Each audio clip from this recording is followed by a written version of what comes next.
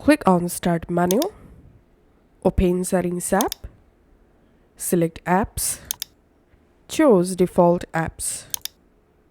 And now here you can scroll down and select any options to make your Google Chrome browser default for. So for example, I want to make my Google Chrome default browser for document or PDF.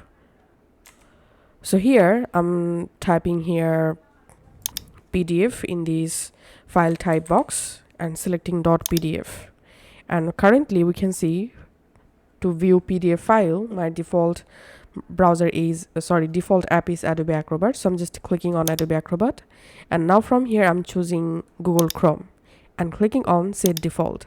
Now on, whenever I double click on a PDF file, the PDF file will automatically launch in my Google Chrome browser.